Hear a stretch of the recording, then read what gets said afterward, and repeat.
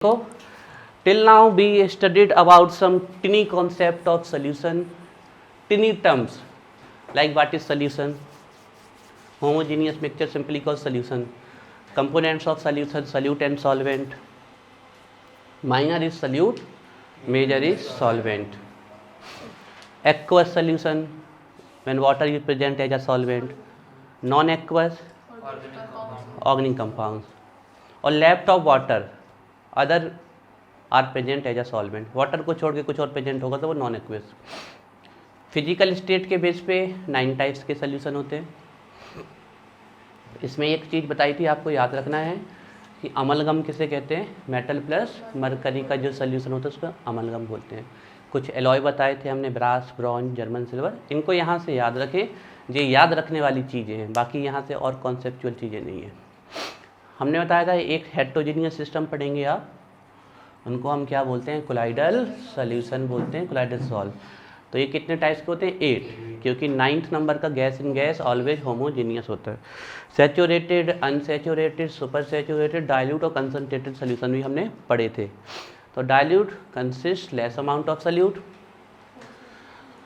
Concentrated consist more amount of solute, saturated in which no amount of solute can dissolve, unsaturated some can dissolve, supersaturated unstable consists more amount of solute than saturated solution which get precipitated or crystallized by cooling। ये सब base, इनको अच्छे से conceptually याद रखना है। इसके बाद आए थे हम मेन चीज़ में, ये चैप्टर की जान है, सोल है, ठीक है। हम पढ़ रहे थे कंसंट्रेशंस की डेफिनीशंस पढ़ रहे थे, टर्म्स। तो हमने बताया था कंसंट्रेशन जब भी आप बताएं, ऐसे तो हम सॉल्वेंट को भी सोल्यूशन में बता सकते हैं, ऐसी बात नहीं है, तो हम जानते हैं ना कि ऊपर जो रख देंगे उसी का निकलेगा, तो हम सॉल्व, लेकिन जनरली कंसंट्रेशन को बताने के लिए हम ये नहीं कहते कि सॉल्वेंट कम है कि ज़्यादा है, हम जनरली किसे कहते हैं, सल्यूट। तो कंसंट्रेशन जब भी आपको डिफाइन करना है, ऊपर रखना है सल्यूट, नीचे सोल्यूशन, एक जगह ध्यान रखेंगे मोलेलिटी जिसमें सॉल्वेंट रखेंगे। हमने हमने परसेंटेज कंसंट्रेशन पढ़ा था जिसमें हम सल्यूट 100 पार्ट में निकालेंगे। तो mass by mass, simply mass solute mass solution multiply by 100, volume by volume, volume solute volume solution 100, mass by volume mass solute volume solution multiply by 100। यही पीपीएम बन जाएंगे जब 100 के प्लेस पे हम क्या रख देंगे, 10 की पावर 6 रख देंगे। पीपीएम के लिए हमें क्या बोलना है, व्हेन 100 पे 100 पार्ट्स में डिटरमाइन करते हैं कंसंट्रेशन, तो that is percentage. Mean million parts में डिटरमाइन करते हैं, मतलब 10 लाख में, तो it is known as PPM, parts per million इसको कहते हैं। इस टर्म को हम कब यूज करते हैं, when solute in present in very minute amount, very टिनी amount, very less amount, और इन ट्रेसेस, छोटे छोटे, जैसे लाइक पोल्यूटेंट्स इन वाटर और इन एयर। यहीं तक गए थे। अब हम अपना नेक्स्ट कंसंट्रेशन टर्म स्टार्ट कर रहे हैं। 3rd नंबर का है आपका, बहुत अच्छे से पढ़ने हैं ना, अभी बिल्कुल हम आपको खूब समय दे रहे हैं। अब आराम, समय हम आपको हमेशा देंगे, आप ये मत सोचें जब तक आप लोग नहीं कहोगे सर हम पक्के हो गए तब तक नहीं छोड़ेंगे, है ना। मोल फ्रैक्शन पे हम आ गए थे, जीटा होता है इसका साइन, लेकिन परेशान नहीं होना है, आप ऐसे बनाते जाए, कोई दिक्कत नहीं है। मोल फ्रैक्शन कॉन्सेप्ट, नेम अपने आप में डेफिनेशन बोल रहा है कि मोल का जो रेशियो होगा वो क्या कहलाएगा, मोल फ्रैक्शन, ठीक है ना। तो ऊपर रखे मोल और नीचे रखे मोल, तो ये क्या हो गया हमारा मोल फ्रैक्शन। इसकी कोई यूनिट होगी क्या, नहीं, इसकी कोई यूनिट नहीं। परसेंटेज की कोई यूनिट नहीं होती, क्योंकि ऊपर भी ml नीचे भी ml, कैंसिल हो जाएगा। तो ऊपर भी मोल नीचे भी मोल, तो कैंसिल। तो मोल फ्रैक्शन की कोई यूनिट नहीं होती है। हमने कल आपको मोल निकालने का एक तरीका बताया था, ध्यान रखिए, केमिस्ट्री में ये तरीका आपको आना ही आना चाहिए। मोल निकालने का तरीका है गिवन मास और उस फॉर्मूले का मास लिख देना है मोलर मास। गिवन मास हमेशा ग्राम में रहेगा और 1 ग्राम पर मोल में रहेगा। ग्राम ग्राम कैंसिल, यूनिट क्या आ जाएगी हमारी, मोल। हर बार कैलकुलेट नहीं करना है, हमें सीधे मोल लिख देना है, तो ये मोल फ्रैक्शन हो गया। तो जब आप सल्यूट के मोल्स को सॉल्यूशन के मोल्स में निकालते हो तो इसे हम क्या बोलते हैं, मोल फ्रैक्शन। थोड़ा सा एक चीज़ समझने की कोशिश करिएगा, ठीक है। मोल ऑफ सल्यूट मतलब NB, mole of solvent that is Na, mole of solution मतलब Na प्लस Nb, ठीक है। देखो मैक्सिमम परसेंटेज कितना हो सकता है, मैक्सिमम परसेंटेज कितना हो सकता है, अरे भाई 100, या हम ये कहते हैं परसेंटेज मैक्सिमम, क्या परसेंटेज कितना हो सकता है 100, उससे कम हो सकता है लेकिन 100 से ज़्यादा नहीं। फ्रैक्शन कितना हो सकता है मैक्सिमम, उसके बाद तो वो नंबर बन जाएगा ना, 0.9, 0.10 दैट इज 1। तो फ्रैक्शन मैक्सिमम कितना हो सकता है 1 हो सकता है, ये ध्यान रखना है, आगे बताएंगे क्यों हम ऐसा कह रहे हैं। अच्छा यहाँ पर हमने आपको जब कंसंट्रेशन की डेफिनेशन बताई तो हमने कहा कि ऊपर हम रखेंगे सल्यूट और नीचे हम रखेंगे सॉल्यूशन, ठीक है ना। तो ये सल्यूट का कंसंट्रेशन निकल के आएगा सॉल्यूशन में। अच्छा जब आप मोल फ्रैक्शन निकालो तो अगर हमें फ्रैक्शन ऑफ मोल निकालना है सल्यूट का तो ऊपर क्या रख देंगे, सल्यूट के मोल, सल्यूट के मोल और नीचे सॉल्यूशन के। लेकिन कोई अगर कह दे कि सॉल्वेंट के निकालो तो भी हमें दिक्कत नहीं होनी चाहिए, हम ऊपर क्या रख देंगे Na। बात समझ में आ रही हम क्या कह रहे हैं। तो जिसका फ्रैक्शन निकालना है वो ऊपर और टोटल नीचे। सॉल्यूशन में टोटल क्या हो सकता है, सल्यूट प्लस सॉल्वेंट। बात समझ में आ रही है। तो ratio of moles of one component that can be solute और सॉल्वेंट। जनरली हम सल्यूट लेके चलते हैं तो बिल्कुल आप 12th में हो, लॉजिकली आपको समझना होगा। तो सल्यूट का फ्रैक्शन निकाला तो सल्यूट के मोल ऊपर रखो, सॉल्वेंट के निकालना तो सॉल्वेंट के रखो। लेकिन ये परेशानी भी अभी हम सॉल्व कर देंगे, क्यों बता रहे हैं। अब दोनों के ना निकालो तो अभी, लेकिन देखो हम आपको क्या बता रहे हैं, आप तैयारी board exam plus competitive exam plus entrance exam 3 की कर रहे हो, तो बोर्ड के लिए थ्योरी प्लस कॉन्सेप्ट बहुत अच्छी होनी चाहिए। क्योंकि आप सोचे आपसे खूब बनता है, आप बहुत बड़ा क्वेश्चन है वो लॉजिकली उसका आंसर आप एक लाइन में निकाल सकते हो, तो भैया वो कॉम्पिटिटिव एग्जाम में तो बहुत बढ़िया है, लेकिन थ्योरी एग्जाम में उसकी चौनी मिलेगी अगर आप एक लाइन में आंसर लिखाएं। ध्यान रखना। तो आपको थ्योरी भी अच्छे से लिखनी आनी चाहिए एक बोर्ड एग्जाम के हिसाब से। तो हमारी डेफिनेशन खत्म। सल्यूट के मोल्स का टोटल मोल्स में जो फ्रैक्शन होगा, मतलब सोल्यूशन के मोल्स में वो क्या कहलाएगा, मोल फ्रैक्शन। या सॉल्वेंट के मोल्स का टोटल मोल्स में जो फ्रैक्शन आएगा आपका, उसको हम क्या बोल देंगे, आपके मोल फ्रैक्शन। तो लिखते हैं इसमें मोल फ्रैक्शन में ratio of number of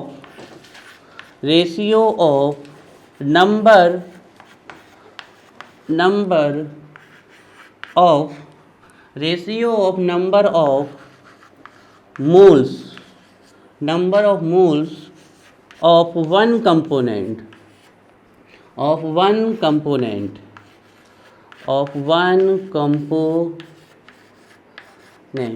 ratio of number of moles of one component, bracket में लिखिए सल्यूट एंड नहीं और सल्यूट, और एक बार में या तो ऊपर आप सल्यूट रखोगे या फिर सॉल्वेंट रखोगे।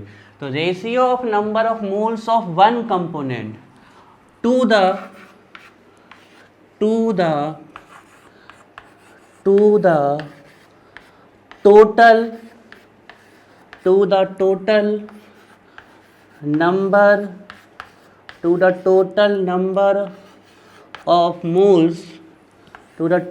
number of moles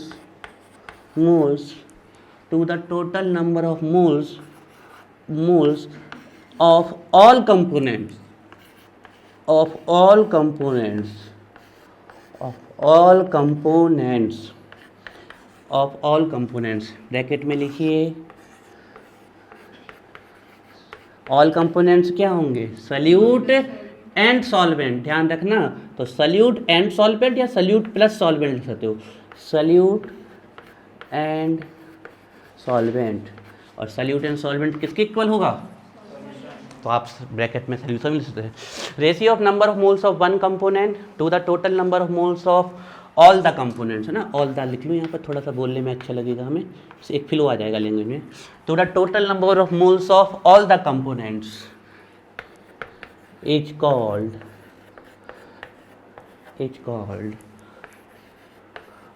mole fraction, mole fraction. Let consider, let consider, ठीक है ना, कंसीडर करते हैं हम, ठीक है ना। सॉल्वेंट के लिए मूल क्या है हमारे, एन ए, सॉल्वेंट के लिए एन ए, एन मोल हो गया, ए सॉल्वेंट। आप जरूरी नहीं है, देखो आप लोग बात सुनो, आप अपने सिंबल बना सकते हो, इतनी तेज केमिस्ट्री आनी चाहिए वो। एन मोल हो गया, ए सॉल्वेंट, आपको ए नहीं लिखना, आप सॉल्वेंट ही लिख दो, या आपने कोई और सिंबल बनाया वो लिख दो, कोई दिक्कत थोड़ी है। तो सॉल्वेंट के मोल हो गई। हमने स्टार्टिंग में डिसाइड कर लिया था कि हम चैप्टर के लिए ए को सॉल्वेंट कंसीडर कर लेंगे, बी को सल्यूट। सल्यूट के लिए मोल एन, और कैसे पता चले सल्यूट के मोल है तो एन बी। अब बात कर लें टोटल। टोटल मतलब क्या, सल्यूशन, टोटल मतलब सल्यूशन, और सल्यूशन में क्या होगा, दोनों ही होंगे, मतलब N A plus N B. इतना नोट करें आप।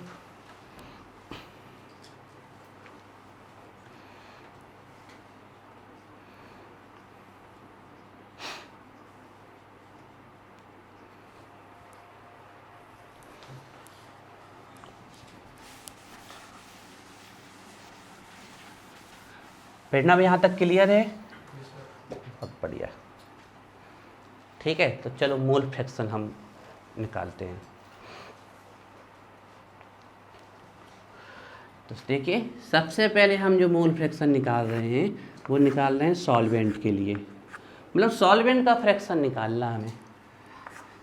तो सॉल्वेंट के मोल कहाँ रखने पड़ेंगे, ऊपर, और टोटल मोल कहाँ रखने पड़ेंगे हमें, नीचे रखने पड़ेंगे, एन टोटल, है ना, एन टोटल। तो ये हो गए सॉल्वेंट के मोल्स, और टोटल मतलब क्या, N A plus N B. Note कर लीजिए इसको, या आपको एन टोटल नहीं लिखना तो आप एन सॉल्यूशन लिख दें।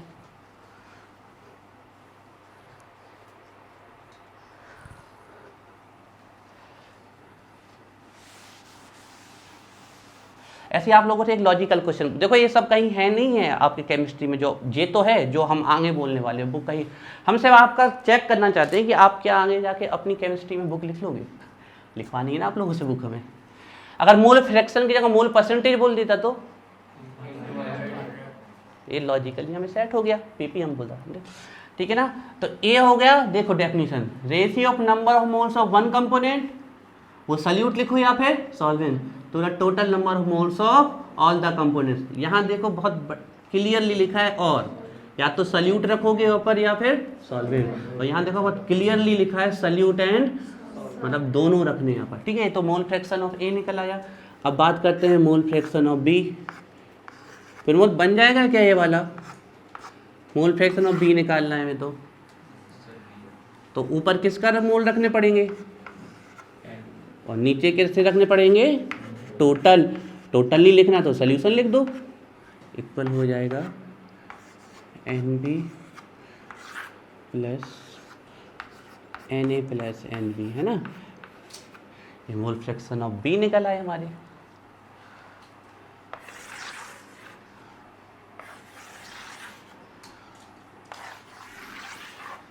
मोल फ्रैक्शन ऑफ बी निकल आए हमारे। अब डेफिनेशन रटनी नहीं है,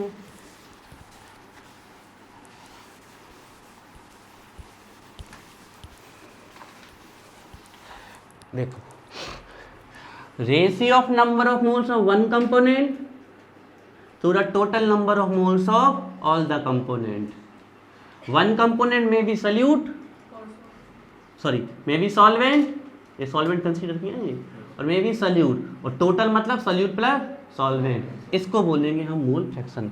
अरे एक क्वेश्चन में पूछा, सर मान लो आपके मिक्सचर में एन ए, एन बी और एन सी है, तो कोई बात नहीं, एन ए का फ्रैक्शन निकालना है तो N A upon N A plus N B plus N C, N B का निकालना है तो N B total, N C का निकालना है तो कितने भी हो सकते हैं, ढेर सारे, लेकिन हम आपको बता दें आपके में एनसीईआरटी में एक भी एक्सरसाइज नहीं है जिसमें बाइनरी को छोड़ के कोई भी हो। आपका बाइनरी सोल्यूशन ही है आईआईटी नीट जी की, टर्नरी सोल्यूशन है ही नहीं, इसलिए हमने बाइनरी से सेट किया। बाकी कितने का ही बना सकते हो पर आप यही बनाना, ठीक है, ये ध्यान रखना। Ratio of number of moles of one component to the total number of moles of all the component moles. जरूरी नहीं आप हमारी लैंग्वेज लिखो, आप बोलो ratio of number of moles of solvent in solution और solute in solution is called mole fraction. आप 12 किताबें उठाओगे तो 12 तरीके से आपको ये डेफिनेशन लिखी मिलेगी, लेकिन बोले चाहे वो किसी भी तरीके से, आखिरकार उसका सेंस यही निकालना पड़ेगा कि एक का मोल का टोटल मोल में आप क्या निकाल रहे हो, रेशियो निकाल रहा है। चाहे जितनी तरीके से बोलो आप, जैसे आप हिंदी में एक ही शब्द को अलग अलग बच्चे से हम बोलवाएं तो वो अलग अलग तरीके से बोले, कोई कहे यहाँ आओ, कोई कहे एते आओ, एते ठाड़े हो, एते खड़े हो। अब अपनी अपनी भाषा हो सकता है जिसकी जैसे हो, लेकिन मतलब तो उसका वही है कि भैया यहाँ आके खड़े हो जाओ। तो यही है आपका। आप एक बच्चा बोला हमें सर ऐसे अलग तरीके से बोलना है, हमने कहा अलग तरीके से बोलो, वैसा बोले ratio of solvent in total, ratio of moles, देखो मोल्स जरूर बोलना है, ratio of moles of solvent in solution, ratio of moles of solvent in total, ratio of moles of one component in total in solution called mole fraction. खत्म बात। बिल्कुल हमें crystal clear पता हो, रटना नहीं है, अरे ये ऐसे एक्स से एन अपॉन एन टोटल, ऐसे रटना नहीं है, घर में जाके लॉजिकली समझना है। और फिर हम इसको आने दो क्वेश्चन को कितना घुमाता है, सीधी लाइन खींच के आ जाए क्वेश्चन, चाहे जलेबी की तरह राउंड राउंड करके आ जाए, हम उसको ब्रेक कर देंगे। तो ये हो गया मोल फ्रैक्शन। अब देखो एक खास बात, क्वेश्चन में हमें मान लीजिए क्वेश्चन आ गया जिसमें हमसे कहा कि मोल फ्रैक्शन ऑफ सॉल्वेंट भी निकालो, सॉल्यूट भी निकालो। तो एक बार हमें इस फॉर्मूले से निकाल लेंगे, एक बार इस फॉर्मूले से। जब सॉल्वेंट के निकालना है तो यहाँ और यहाँ, लेकिन हम आपको बताएं ऐसा करने की ज़रूरत नहीं है, क्योंकि अभी अभी आपने बोला ना कि मैक्सिमम फ्रैक्शन कितना हो सकता है, तो जितना भी मोल फ्रैक्शन है वो मैक्सिमम कितना आएगा 1। अभी हम प्रूव कर देते हैं एक ऐसे। तो अगर हमने x से निकाल लिया तो x भी निकाल लेंगे। मान लीजिए x आया 0.4, तो x भी कितना जाएगा 0.6, इस पे साइड ले जाएंगे हम 1 माइनस। आ रही बात समझ में? तो हमें कोई एक अगर हमारा निकल आया तो दूसरे के लिए हमें फॉर्मूला लगाने की ज़रूरत नहीं है, ऑटोमेटिक। मान लीजिए हमारा x भी निकल आया 0.2, तो इसको वहाँ ले जाएं 1 माइनस 0.2, तो x से निकल आएगा 0.8। मैक्सिमम फ्रैक्शन कितना हो सकता है, यूनिटी, है ना, नोट करो इसको भी। मैक्सिमम फ्रैक्शन यूनिट हो सकता है हमारा, है ना। तो इसी को अगर हम फर्दर लिख दें तो x A equal 1 minus X B, या फिर X B equal 1 minus X है। ये सब क्यों कर रहे हैं हम, इसलिए कि आपकी थ्योरी अच्छी भी हो जाए, थ्योरी भी अच्छी हो, कॉन्सेप्ट भी अच्छे हो, दोनों अच्छी हो। अगर हमें एक्स भी पता है तो इसको साइड ले जाओ, एक्स से निकल आएगा। अगर हमें एक्स से पता है तो एक्स से साइड। अभी राउल्स के लॉ में लगेगा ये सब अच्छे से। पूरी केमिस्ट्री, पूरी सोल्यूशन में अगर आपको ये कंसंट्रेशन की टर्म्स अच्छे से, तो Raoult's law, lowering in vapour pressure, relative lowering in vapour pressure, elevation boiling point, depression freezing point, osmotic pressure, van't Hoff factor, Henry law, सब आपको बहुत अच्छे से क्लियर हो जाएंगे। ठीक है, अब इसको हम प्रूव कर देते हैं कैसा हुआ। वैसे ही हम जानते हैं फ्रैक्शन एक से ज़्यादा हो नहीं सकता, बाकी हम इसको प्रूव भी कर देते हैं कैसे, पर वो आपको लिखना नहीं है, उसकी जरूरत नहीं, ये मेन चीज़। ठीक है, अच्छा अगर हम बात कर लें यूनिट,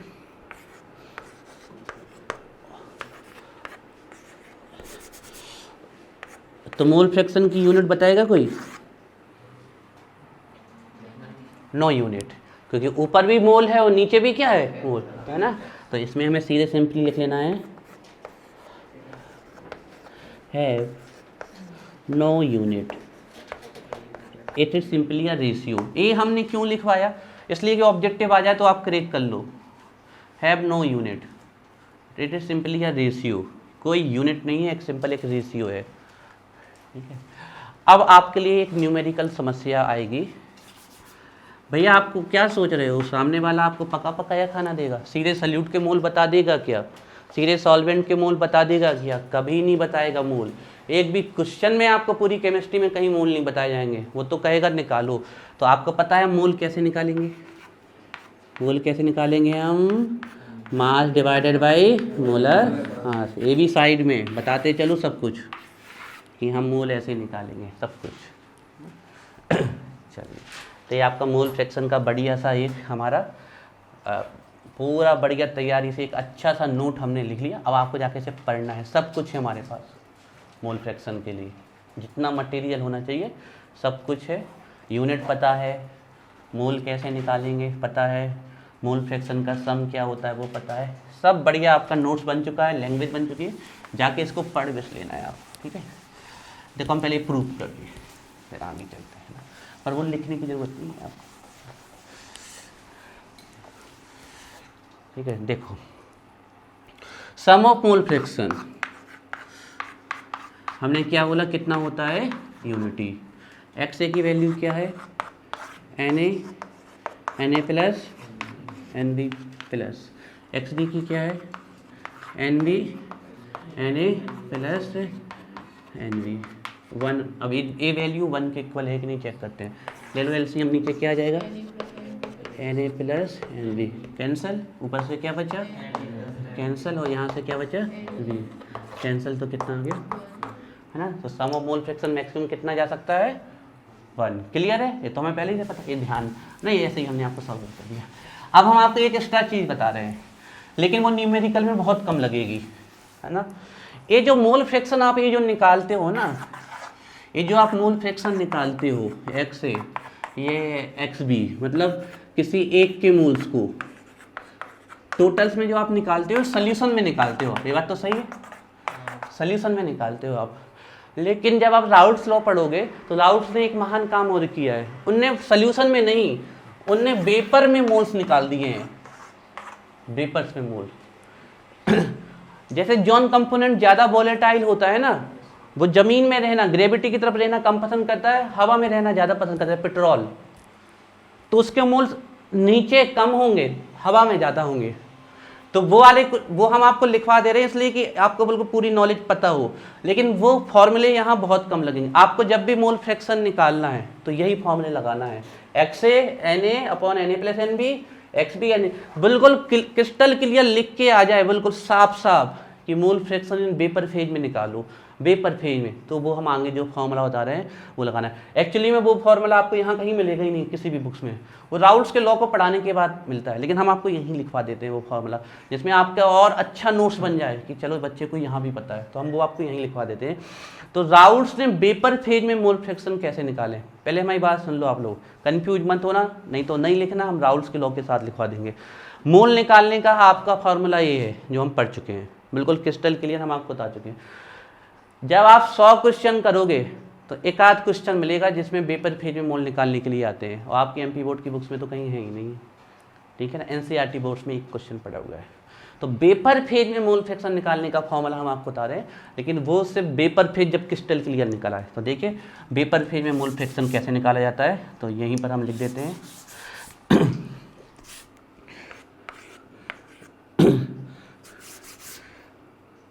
डिटर्मिनेशन, लिखते चलो साथ में, डिटर्मिनेशन ऑफ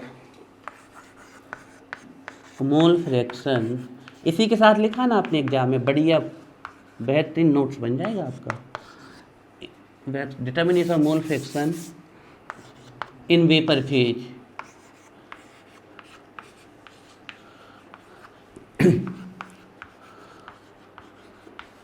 वेपर फेज में मतलब कोई कंपोनेंट्स वोलेटाइल है, वोलेटाइल मतलब जिसकी वेपर बनती हो, कोई कंपोनेंट वोलेटाइल है तो उसके मोल यहाँ पानी में, सॉरी पानी नहीं, लिक्विड फॉर्म में रहने की जगह वेपर में ज़्यादा जाते हैं, है ना।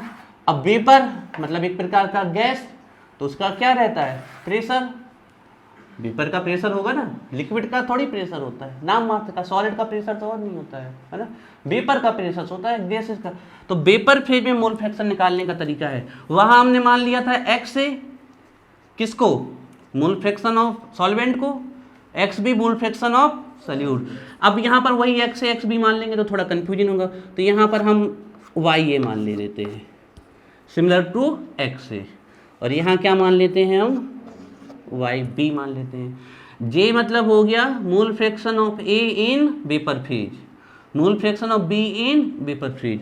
अब ये निकाला कैसे जाता है? वेपर फेज में मोल फ्रैक्शन निकालने का एक तरीका है, बताओ। जिसके मोल ज़्यादा होंगे उसका प्रेशर क्या होगा? ज़्यादा होगा ना, जिसके वेपर फेज में। तो वेपर फेज में मोल फ्रैक्शन को ने कनेक्ट किया है प्रेशर से। जिसका आपको वेपर फेज में मोल फ्रैक्शन निकालना है उसका क्या पता होना चाहिए आपको? प्रेशर। और नीचे क्या रखना है हमें? Total pressure. सीधी सी बात है, अगर इसके मोल ज़्यादा है तो इसका प्रेशर टोटल में ज़्यादा आएगा, और अगर इसका मोल कम है तो इसका प्रेशर क्या आएगा? कम। तो वेपर फेज में मोल फ्रैक्शन निकालने का तरीका क्या है? जिस गैस का आपको या जिस लिक्विड की वेपर का आपको प्रेशर निकालना है, मोल फ्रैक्शन निकालना है वेपर फेज में, उसका प्रेशर ऊपर और नीचे क्या? Total pressure. अगर इसका निकालना होता तो यहाँ क्या आ जाता? पी बी, और यहाँ क्या आ जाता आपका? P total. टोटल मतलब किसका प्रेशर? सॉल्यूशन का प्रेशर। तो वेपर फेज में ऐसे निकाले जाते हैं। इसको आप लिख ले। अगर ए का चेक करना है तो ए का, बी का चेक करना है तो बी का। ठीक है, चलिए ये मोल फ्रैक्शन खत्म। डालिए next concentration terms, that is strength. Strength आपके कभी नहीं आती है, ठीक है। स्ट्रेंथ एक डेफिनेशन बहुत अच्छे से आनी चाहिए, ठीक है। तो नेक्स्ट 4th नंबर की कंसंट्रेशन टर्म्स है स्ट्रेंथ।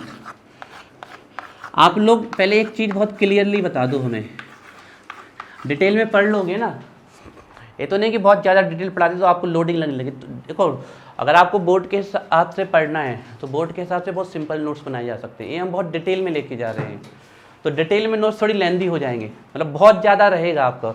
अब एक एक नंबर की डेफिनेशन आ गई अगर मोल फ्रैक्शन की, तो फिर अलग तरीके से। तो आप लोग इसको कवर कर लो जितना हम, क्योंकि बहुत डिटेल में जाएंगे तो हर एक चीज़ की बहुत फॉर्म है। अब जैसे मोलरिटी का हम फॉर्मूला बनाएं आपको, तो आप अपनी बुक्स वगैरह में जाओगे 4 लाइन में ख़त्म है। लेकिन जब आप उसको डिटेल में जाते हो नीट IIT JEE के लेवल में, तो उसके काफ़ी सारे फॉर्मूले आते हैं। तो डिटेल कवर कर लेंगे ना आप लोग? कर लोगे? नहीं तो फिर आप लोग बता दो अभी, क्योंकि हम 12th का दूसरा बैच चालू करेंगे तो उसमें आ जाना फिर आप लोग, क्योंकि इस बैच को हम थोड़ा डिटेल में रख रहे हैं, उस बैच को हम MP बोर्ड के हिसाब से रखेंगे, ठीक है। तो कवर कर लो तो फिर इसी बैच में रहना। हालांकि हर कोई भी चीज़ हम ऐसे नहीं छोड़ेंगे जो आपके इनकम, मतलब हर एक चीज़ बिल्कुल आपको डिटेल में बता देंगे, कुछ बचेगा नहीं आपको। आपके अंदर अगर लगन है पढ़ने की तो हम चाहेंगे आप इसी बैच में आओ, और थोड़ी लगन कम है तो फिर MP बोर्ड वाले में आ जाओ, ठीक है। स्ट्रेंथ सिंपल ए है स्ट्रेंथ। हाँ नहीं, 12th तो बेटा डिटेल में जाना पड़ेगा ना, फिर बाद में फिर आप जल्दी। अच्छा नहीं करेंगे। हाँ क्या होगा फिर ना, वो हमसे बात कर रहा है बेटा, उसको को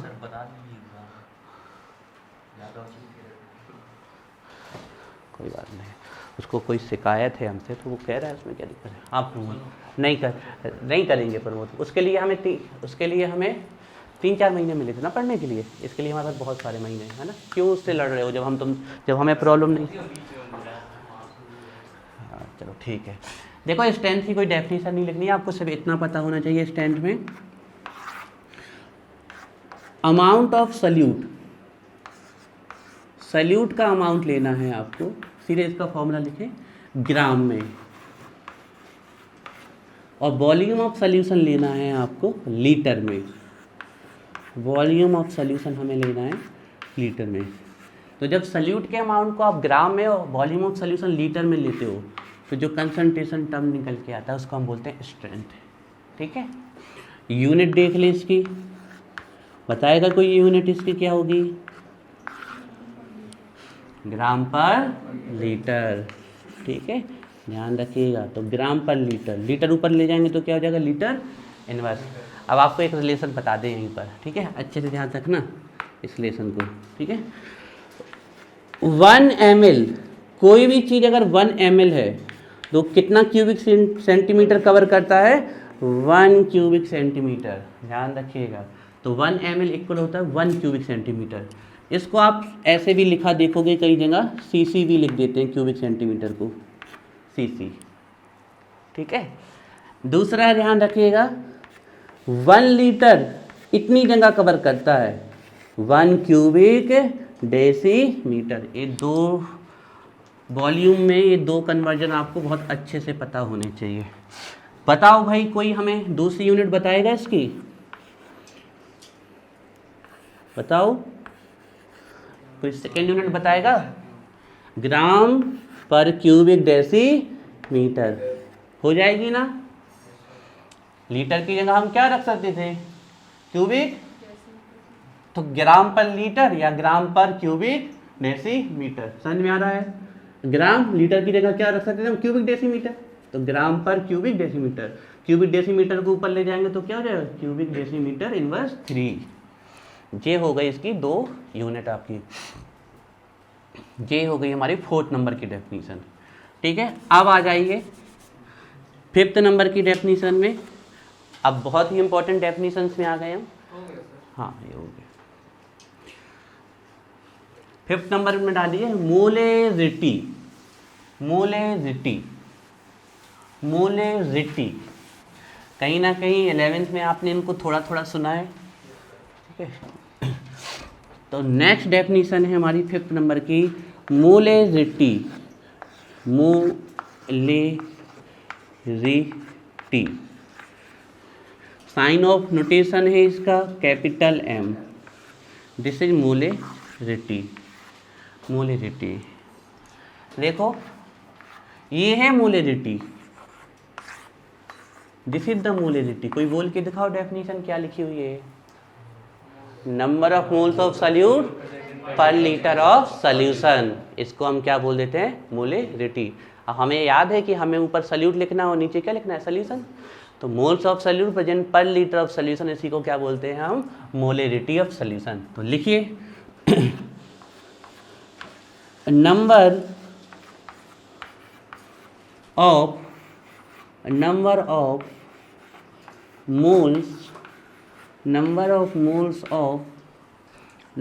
moles of solute is present in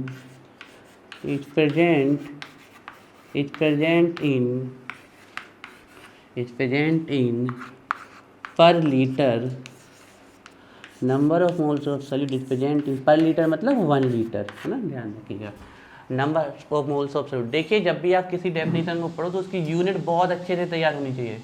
और घर में जाके सीधे जो भी खाना पीना खाओ, सीधे जो कोचिंग से आया, जब तक वो कवर ना कर लो, जब तक शांत नहीं बैठना है। हम पुछाई करेंगे, ध्यान रखिएगा। अभी 1-2 दिन और फिर हम आपकी रेगुलर पुछाई करेंगे। आपका कोचिंग का समय 1 से बढ़कर 1 आवर से 1:30 मतलब 1 घंटे 30 मिनट का हो जाएगा। Number of moles of solute is present in per litre of solution. Present in per litre of solution. Per litre of solution is called molarity of solution। is called molarity of solution। is called molarity of solution। number of moles of solute present in per liter of solution is called molarity of solution। तो देखिए, मोलेरिटी की definition लिख रहे हैं हम in the form of representation। number of moles of solute present in per liter of solution, this is called molarity of solution। जी, अब आप बहुत अच्छे से समझ जाइए, जब आप सॉल्यूशन में सॉल्यूट के मोल को 1 लीटर में निकालते हो, 1 लीटर में, तो आपने कंसंट्रेशन की कौन सा टर्म निकाला है? मोलेरिटी। अगर 1 मोल प्रेजेंट है 1 लीटर में तो 1 मोल पर लीटर, 2 मोल प्रेजेंट है तो 2 मोल पर लीटर, आधा मोल प्रेजेंट है तो हाफ पर मोल पर लीटर, 0.1 मोल प्रेजेंट है तो 0.1 मोल पर लीटर, 10 मोल प्रेजेंट है तो 10 मोल पर लीटर। मतलब जब भी आप सॉल्यूट के अमाउंट को मोल्स में निकालते हो, पर लीटर ऑफ सोल्यूशन में, 1 लीटर सोल्यूशन में सोल्यूट के कितने मोल्स प्रेजेंट हैं, तो उसको हम क्या बोलते हैं? मोलेरिटी ऑफ सोल्यूशन। और मोल हम कैसे निकालेंगे? Mass divided by molar mass. कभी भी आपको मोल्स दिए नहीं होंगे क्वेश्चन में, आपको हमेशा निकालना पड़ेगा। तो मोल्स को जब आप सल्यूट के मोल्स को जब लीटर में निकालते हो, आप 1 लीटर सोल्यूशन में निकालते हो, तो दैट इट कॉल्ड मोलेरिटी। अब आप लोगों से एक क्वेश्चन पूछेंगे हम यहाँ से, अब यहाँ से हम टेम्परेचर का इफेक्ट लिखना चालू कर देंगे। बाकी आप पहले भी बता सकते हो। अच्छा, इसके पहले जो स्ट्रेंथ लिखी थी वो टेम्परेचर से इफेक्टेड होगी कि नहीं? यस, ठीक है ना, उसमें भी आप लिख सकते हो, लेकिन अब क्योंकि बहुत इंपॉर्टेंट है तो हम लिखते भी जाएंगे। क्या है, टेम्परेचर से इफेक्टेड होगी? यस, इफेक्टेड होगी। तो बता दो टेम्परेचर के द्वारा ये घटेगी कि बढ़ेगी? सिंपल है, टेम्परेचर से वॉल्यूम के, अगर टेम्परेचर बढ़ाओगे तो वॉल्यूम क्या होगा? तो मोलेरिटी घटेगी। टेम्परेचर घटाओगे तो वॉल्यूम, तो मोलेरिटी भी क्या होगी आपकी? घटेगी। टेम्परेचर घटाओगे तो वॉल्यूम घटेगा ना आपका। वेपर किस में आ जाएगी? लिक्विड। लिक्विड किस में आ जाएगा? सॉलिड फॉर्म में आ जाएगा आपका, है ना। तो मोल पर लीटर, तो पहले यूनिट लिखते हैं फिर और फॉर्मूले बनाते हैं। यूनिट बताओ भाई हमें, यूनिट बताओ।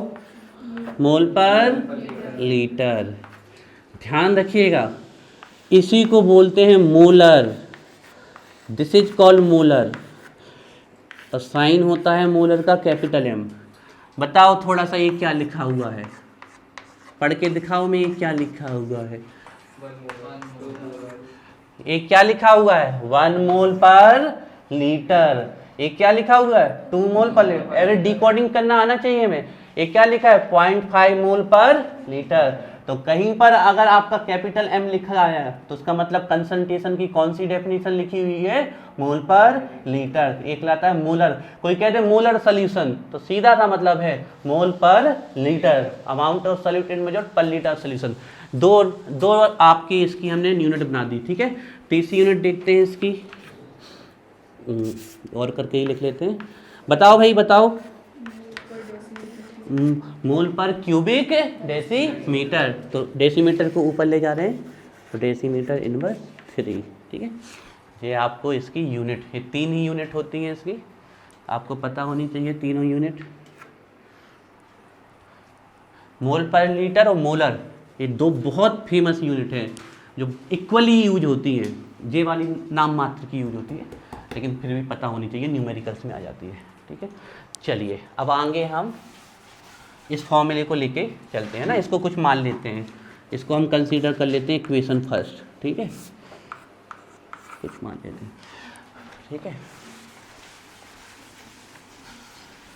हाँ, कहीं कोई डाउट आ रहा है क्या? सिफा स्पष्ट पूछना, कहीं भी कोई डाउट है, ठीक है। तो चलिए इस फ्रॉम इक्वेशन फर्स्ट से चल रहे हैं हम, फ्रॉम इक्वेशन फर्स्ट, ठीक है। अब देखिए हम आपके काफ़ी सारे फॉर्मूले बनाते हैं फ्रॉम इक्वेशन फर्स्ट, ठीक है। मोल, बताइए इस फॉर्मूले को बड़ा करके लिखते हैं। देखो क्वेश्चन सॉल्व करने के लिए हमें इतना फॉर्मूला चाहिए, लेकिन अब थियोरेटिकल में mole of solute present in per litre of solution. Mole of solute मतलब क्या? NB पर लीटर ऑफ सॉल्यूशन, ठीक है। अभी हमने इसको शॉर्ट में लिख दिया, या A+B भी लिख सकते थे आप, है ना। लिखते चलो साथ में, ठीक है। बताइए मोल क्या कभी हमें लिखे मिलेंगे? किस्मत ये भाई, अभी तक तो हम इतने साल पढ़ाते हो गया, कभी भी मोल्स आपको नहीं दिए रहते, निकालना ही पड़ता है। तो मोल्स निकालने का तरीका क्या है? Mass divided by molar mass. तो सॉल्यूट के मोल निकालने, तो सॉल्यूट का ही क्या होना चाहिए? मास, और सॉल्यूट का ही क्या होना चाहिए? Molar mass. देखो फिर से बता देते हैं जिसको मास और मोलर मास में, जैसे आपको लिखा 5.8 ग्राम NaCl, तो इसका मतलब क्या लिखा हुआ है? जे लिखा हुआ है मास, और फॉर्मूले से जो निकालोगे वो क्या आएगा? मोलर मास, ठीक है। वॉल्यूम ऑफ सॉल्यूशन, अब सॉल्यूशन का वॉल्यूम हमेशा लीटर में होना चाहिए, लीटर में, लीटर से कम में नहीं चलेगा ये। पर मान लो आपको क्वेश्चन में ml में दे दिया गया, समस्या आ गई। तो अगर ml में दे दिया गया है तो इसको लीटर में ले जाने के लिए किससे डिवाइड करोगे? 1000 से। कोई कहेगा ना, देखो कभी भी दिक्कत आए नॉर्मल सोचो, कोई पूछ ले आपसे 1000 ml इक्वल कितना लीटर? 1 लीटर। 2000 ml इक्वल कितना लीटर? अब कैसे चल रहे हैं हम, इसको लीटर में कन्वर्ट करने के लिए किससे डिवाइड कर रहे हैं? 1000 से डिवाइड कर रहे हैं ना। तो अगर ml में दिया होए तो इसको लीटर में ले जाने के लिए किससे डिवाइड करेंगे? 1000 से। 1000 को यहाँ से उठा के यहाँ लिख दे, देखने के लिए, है ना। तो ये लिख दिया हमने 1000, ठीक है। देखो ये क्वेश्चन तो हम यहाँ से सॉल्व कर जाएंगे पूरे, ये फॉर्मूला बेस, इतना फॉर्मूला पर्याप्त है मोलरिटी के लिए क्वेश्चन। लेकिन अभी हमें और बड़ा बड़ा के लिख रहे हैं और फॉर्मूला डिजाइन कर रहे हैं, ठीक है।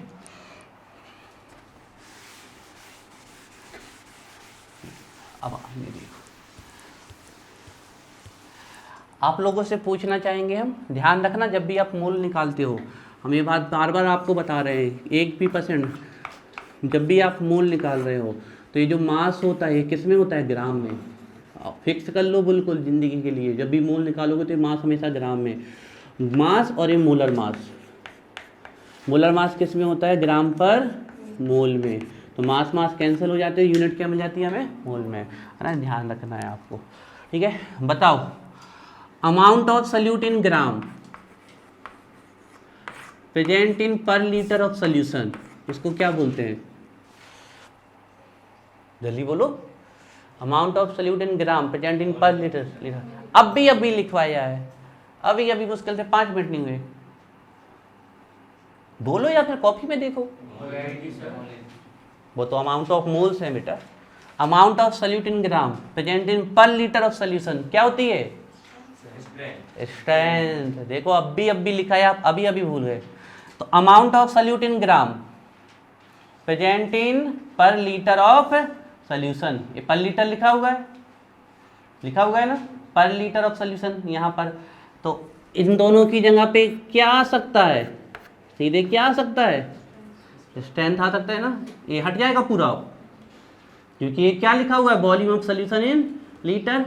तो ग्राम सल्यूट का और वॉल्यूम पर लीटर में क्या हो जाता है, स्ट्रेंथ। तो ये यहाँ से क्या बचेगा, ये इन दोनों के प्लेस पे क्या, इनके प्लेस पे क्या आ जाएगा आपका स्ट्रेंथ, और नीचे से क्या बचेगा, मोलर मास ऑफ सल्यूट। ये मोलरिटी का स्ट्रेंथ से रिलेशन है, ठीक है, it is relation of molarity with strength, ठीक है।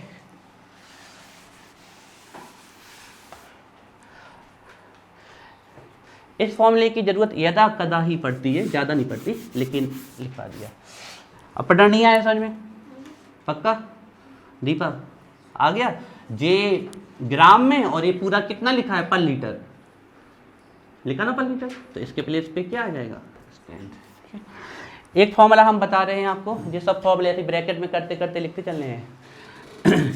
मोलरिटी का नॉर्मेलिटी से रिलेशन बता रहे हैं, लेकिन इसको हम थोड़ी देर में समझाएंगे कि आया कहाँ से है, ठीक है। नॉर्मेलिटी जब पढ़ाएंगे तो देखिए बहुत बढ़िया, बहुत मज़ेदार रिलेशन है।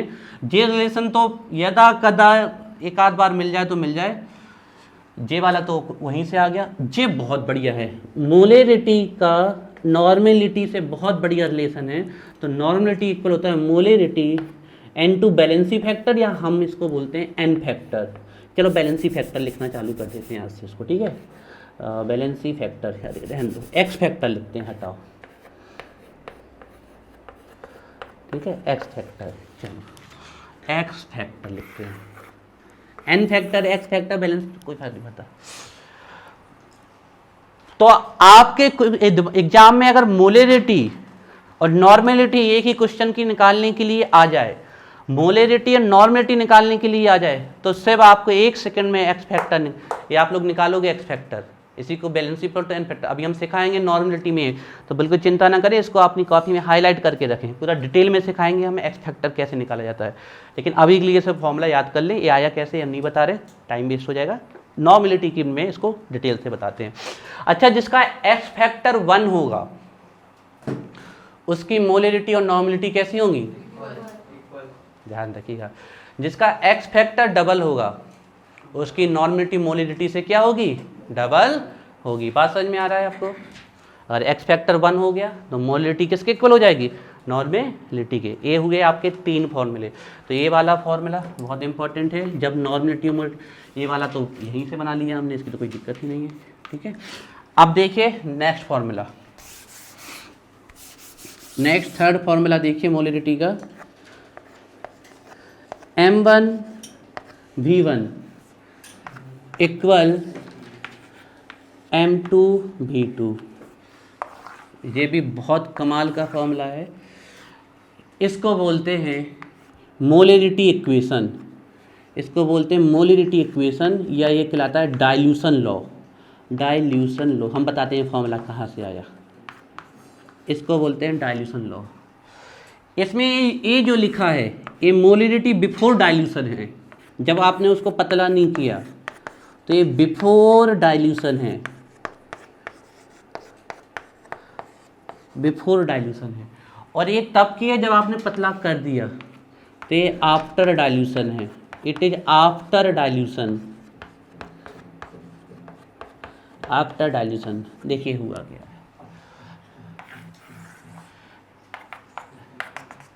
एक सॉल्यूशन लिया हमने,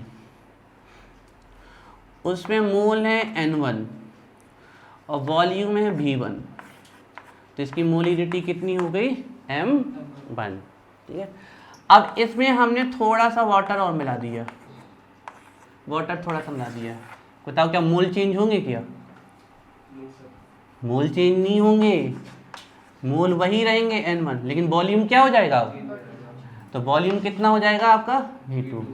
तो क्या मोलिडिटी चेंज होगी? यस। तो मोलिडिटी क्या हो जाएगी? M2। तो M1 V1 ये बिफोर डाइल्यूशन है, जब आपने वाटर नहीं मिलाया, और ये M2 V2 ये कब है? आफ्टर डाइल्यूशन, जब आपने उसमें पानी मिला दिया। इसको ऐसे समझाते हैं, हमने एक कप चाय पी, ठीक है ना, चाय, ठीक है ना, मतलब गिलास में हमने चाय ली, आधे एक गिलास चाय है आपकी, ठीक है, ठीक ठाक मीठी है। अब हमने उसमें और दूध मिला दिया, तो क्या उसमें शक्कर कम कर दी क्या? अभी भी उतनी है, बढ़ क्या गया है दूध का अमाउंट, मतलब वॉल्यूम बढ़ गया है, तो कंसंट्रेशन चेंज हुआ कि नहीं? फीकी हो गई ना चाय। तो वही यहाँ पर हुआ है आपका, है ना। तो आपके ऑब्जेक्टिव में कुछ, ये हम आपको क्यों बता रहे हैं, यहाँ से एक ऑब्जेक्टिव में एक क्वेश्चन आया था कि जब आप डाइल्यूट करते हो किसी सॉल्यूशन को, तो नंबर ऑफ मोल्स चेंज होते हैं क्या?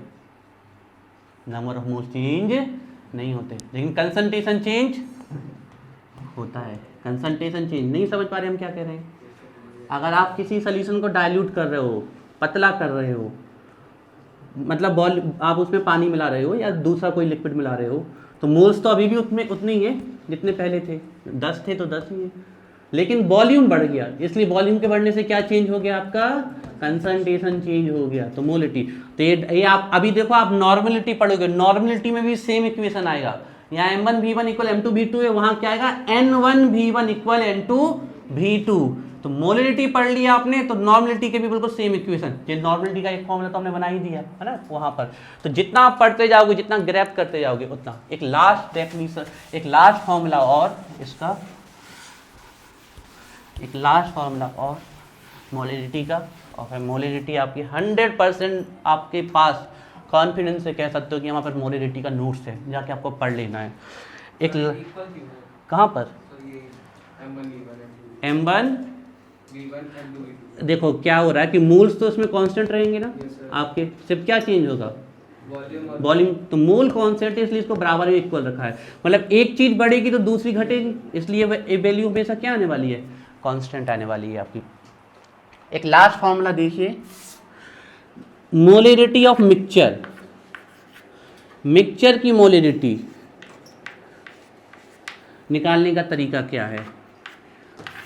इसके निकालने का तरीका है M1 V1 plus M2 V2 divided by V1 plus V2।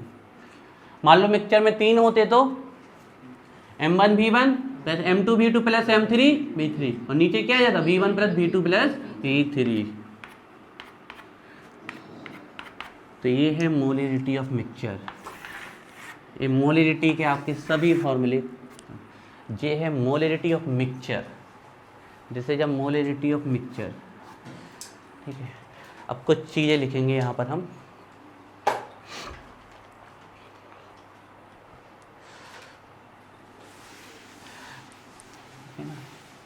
Special point लिखेंगे यहाँ पर हम,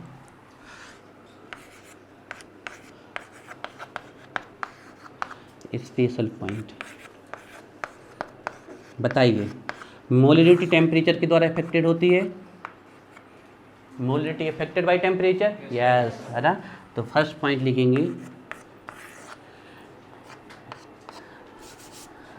मोलिडिटी of solution, molarity of solution is affected by temperature.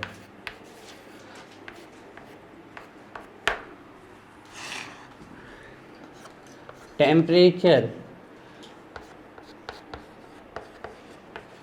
Increase करोगे तो वॉल्यूम क्या होगा, इंक्रीज होगा, तो मोलरिटी क्या होगी, डिक्रीज होगी। देखिए क्यों हमने ये कहा, ये हमने क्यों कहा। मोलरिटी इक्वल क्या होता है, मोल सल्यूट पर लीटर सॉल्यूशन। जो वॉल्यूम होता है वो डायरेक्टली प्रोपोर्शनल किसके होता है, टेम्परेचर के। तो अगर टेम्परेचर बढ़ेगा तो वॉल्यूम बढ़ेगा, और वॉल्यूम बढ़ेगा तो मोलरिटी घटेगी, है ना। इसको नहीं लिख रहे हैं यहाँ पर, लिखना पड़ेगा, तो ध्यान रखिएगा। टेम्परेचर बढ़ेगा तो वॉल्यूम बढ़ेगा, तो मोलरिटी घटेगी। It is affected by temperature. एक लास्ट पॉइंट और फिर मोलरिटी आपकी खत्म पूरी तरीके से। एक क्वेश्चन पूछ लिया जाता है, ज़्यादा अच्छी यूनिट कौन है।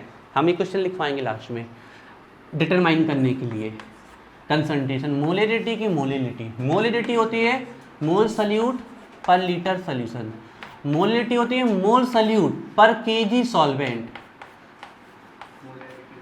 कौन ज़्यादा अच्छी यूनिट है डिटरमाइन करने के लिए कंसंट्रेशन, आंसर है मोलरिटी। रीजन, अगर हमारे एटमॉस्फेयर का टेम्परेचर कम ज़्यादा हो रहा है तो कंसंट्रेशन जब मोलरिटी से निकालेंगे वो भी कैसा आएगा, कम, मतलब एक्यूरेट रिजल्ट नहीं आएगा। और मोलरिटी में कहीं वॉल्यूम है क्या, नहीं तो फिर इसमें ये टेम्परेचर से इफेक्टेड नहीं होगी, तो ज़्यादा अच्छी ये है। दूसरा क्वेश्चन ये पूछा जाता है, आसान कौन है, मोलरिटी की, ये आपके ऑब्जेक्टिव के क्वेश्चन, बाईपास क्वेश्चन, आसान कौन है निकालना, मोलरिटी की मोलरिटी। आप अगर कभी भी लिक्विड लेते हो, जैसे दूध लेते हो, तो आप ये थोड़ी कहते 1 किलोग्राम दूध दे दो, ले कह सकते हो, गलत नहीं है, लेकिन लिक्विड को जनरली हम किस में लेते हैं, ml में। तो यहाँ लिक्विड किस में आ रहा है, ml में, तो यहाँ लिक्विड किस में आ रहा है, ग्राम में आ रहा है। तो ज़्यादा आसानी से लिक्विड किस में मीजर किया जाता है, ml में। तो बेटर ये है, लेकिन आसान कौन है, मोलरिटी है। सब बाद में लिखवा देंगे, पता नहीं होना है। एक थर्ड क्वेश्चन आता है कि इनमें से ज़्यादा कंसंट्रेटेड यूनिट कौन है, ज़्यादा कंसंट्रेशन, मतलब सल्यूट का अमाउंट किस में ज़्यादा आ रहा है, मोलरिटी की मोलरिटी में। बताओ जल्दी से, कौन ज़्यादा कंसंट्रेटेड यूनिट है, मोलरिटी मतलब अमाउंट ऑफ सल्यूट पर litre of solution, per litre of solution, per litre of solution, per litre of solution मतलब volume of solvent plus volume of solute, ठीक है ना। और मोलरिटी मतलब क्या होता है, moles of solute per KG of only solvent. आप चेक करो इसमें सल्यूट कितने बार आया है, एक तो ऊपर आया, दूसरा नीचे, 2 बार सल्यूट आया। इसमें सल्यूट सब कितने बार आया, तो ज़्यादा कंसंट्रेटेड कौन है, मोलरिटी, है ना। ये नोट यहीं पर लिखना है, सेकंड नोट लिखना है। मोलर, मोलर मतलब क्या भाई, मोलर मतलब mole per litre. Molar solution is more concentrated, is more concentrated, concentrated, molar solution is more concentrated. और इस वाले को क्या बोलते हैं पता है आपको, मोल पर, इसको बोलते हैं मोलल, मोलल। मोलल का मतलब क्या, moles per KG of solvent, और मोलर मतलब क्या, moles per litre of solution. तो मोलर सॉल्यूशन मतलब mole per litre is more concentrated than molal, then molal solution.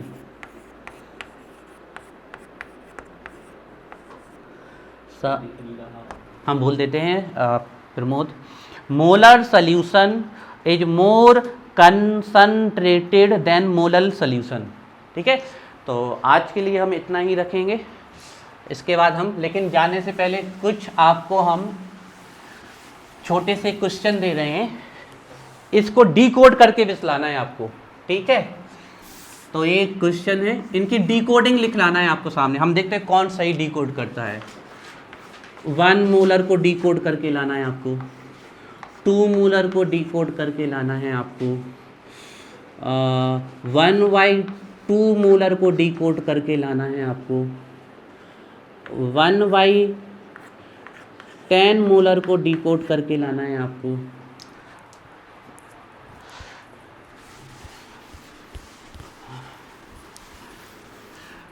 1/100। Solvent solute क्या होता है, types of solution physical state के base पे बता दिया। वाटर सॉल्वेंट होगा तो एक्वस, और अदर देन वाटर होंगे ऑर्गेनिक सॉल्वेंट और नॉन एक्वस, ये सब बता दिया हमने। फिर इसके बाद हम मेन डेफिनेशन में आए थे कंसंट्रेशन टर्म्स में, वो सैचुरेटेड सुपर सैचुरेटेड वो हम बता चुके हैं आपको। तो कंसंट्रेशन टर्म्स में हमने अभी तक सिर्फ आपके कुछ कंसंट्रेशन तक पढ़े हैं, जिसमें पढ़ा था हमने कंसंट्रेशन इन परसेंटेज। तो मास का मास से, वॉल्यूम का वॉल्यूम से, एंड मास का वॉल्यूम से। हेलो हेलो,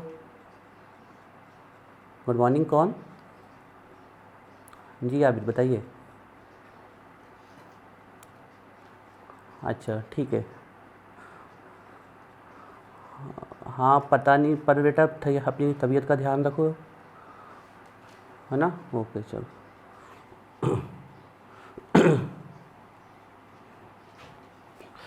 और तो हमने आपको बताया था छोटा सा ऊपर सल्यूट नीचे सॉल्यूशन। यूनिट बहुत इंपॉर्टेंट है, solute in gram, solution in gram. किस में, मास परसेंटेज में, वॉल्यूम परसेंटेज में सल्यूट इन ml और सॉल्यूशन ऑल्सो इन ml, और मास वॉल्यूम में solute in gram, solution in ml। ये हमने पढ़े थे छोटे छोटे से टर्म्स कंसंट्रेशन के। इसके बाद हमने इसी को ppm में ले गए थे। तो ppm में ले गए थे तो 100 की जगह क्या आ गया था, 10⁶ amount of solute present in per million parts of is called concentration in ppm और determination of concentration in ppm। Then we studied mole fraction. Simple है, बिल्कुल घोल के पी जाओ उनको। Ratio of number of moles of either solute और solvent that is one component to the total number of moles of all the component that is solution, is called mole fraction. Fraction में भी fraction maximum में भी 1, fraction maximum कितना हो सकता है 1, तो XA + XB = 1।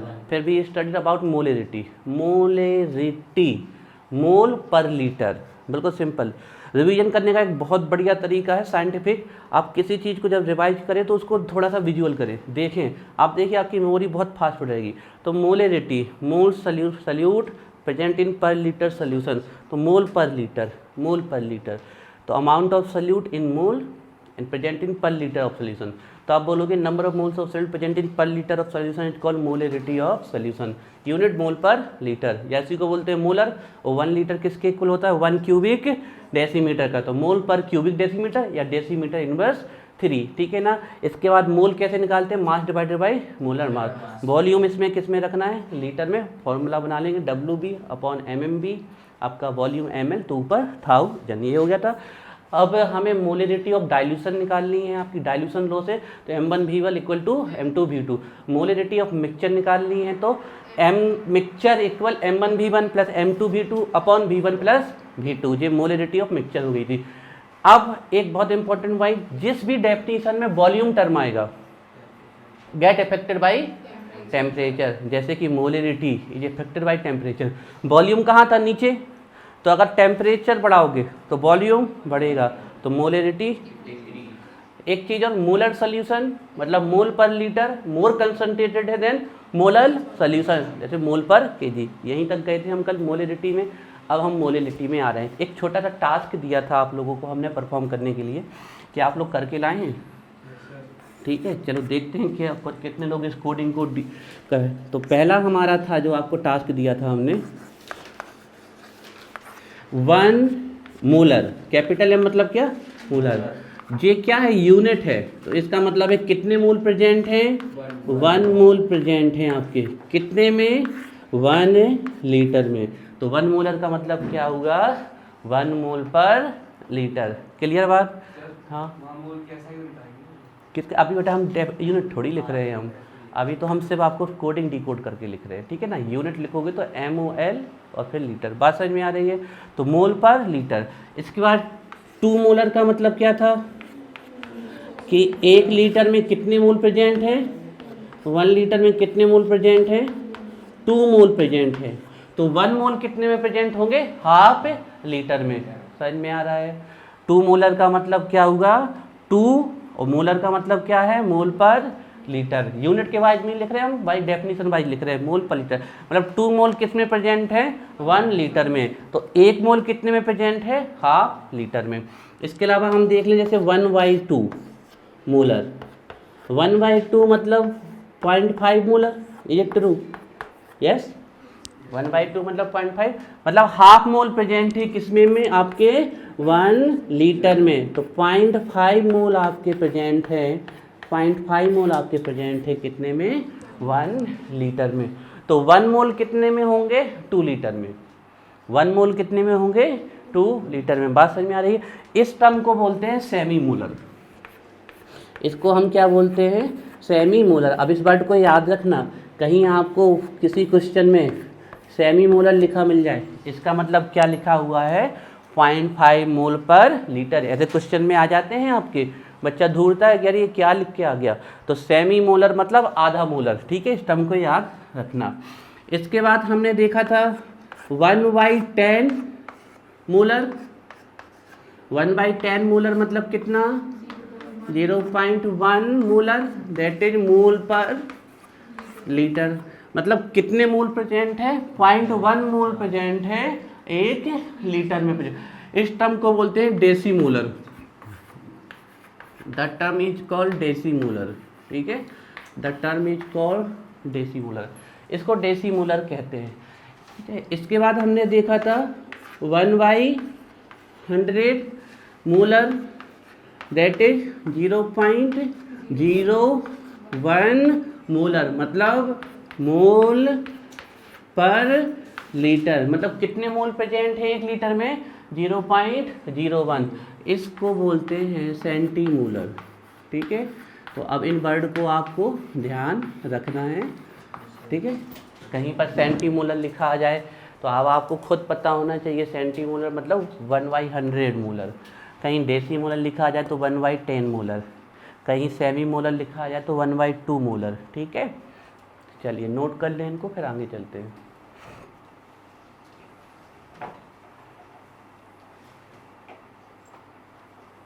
संदीप घर जाके पढ़ते हो, बिल्कुल स्पष्ट होना चाहिए, हम कभी भी पूछ सकते हैं, है ना। हम पुछाई चालू करने वाले हैं 1-2 दिन में, और ये बिल्कुल नहीं चलेगा प्रमोद, बिल्कुल टाइम से 5 मिनट पहले हम नहीं करेंगे बर्दाश्त, ठीक है। ध्यान रखें, बिल्कुल टाइम पे एंट्री करें, और मास्क वगैरह बिल्कुल ध्यान रखें। अब आप, हम इसलिए नहीं पहन सकते, फिर वो आवाज़ नहीं जाएगी। चलो आपके पास चले भी जाएगी तो इसमें नहीं जाएगी, तो फिर हमें कुछ भी नहीं है, हम बिल्कुल फिट है, ठीक।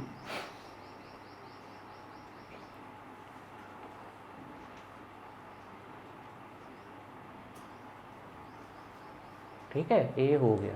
अब नेक्स्ट डेफिनेशन डालिए। नेक्स्ट है molality. Molality, molality, molality.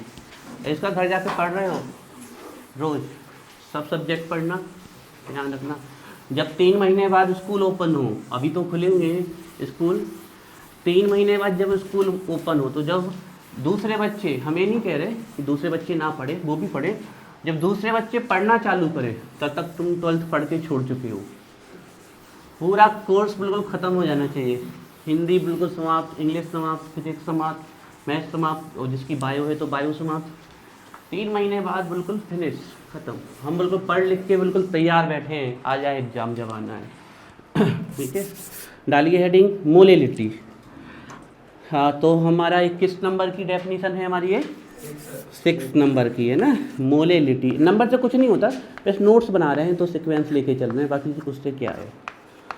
Molality, लिटी ध्यान रखिएगा, मोलेलिटी, इसका साइन ऑफ कन्वेंशन है स्मॉल m, ठीक है। तो डिफाइन करके बताएगी ऐसे हमें दीपा। बताओ Deepa.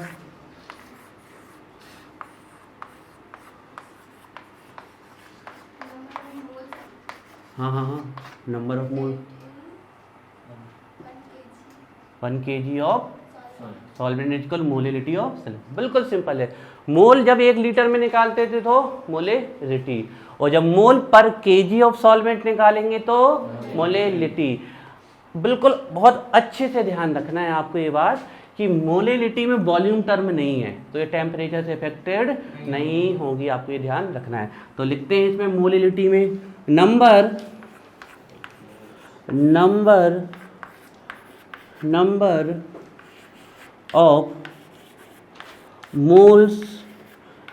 Of moles of solute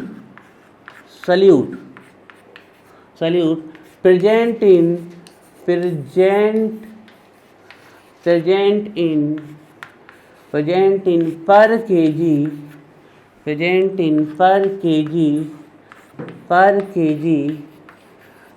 kg of solvent. बहुत बच्चे मिस्टेक करते हैं डेफिनीशन में, वो उनको नीचे सॉल्यूशन देखिए, सब में तो सॉल्यूशन रखना है, लेकिन मोलेलिटी की डेफिनीशन में आप बिल्कुल फिक्स कर ले, नीचे सॉल्वेंट रखना है, और उसको भी वॉल्यूम में नहीं लेना है, किस में लेना है, वेट में लेना है, मास में लेना है।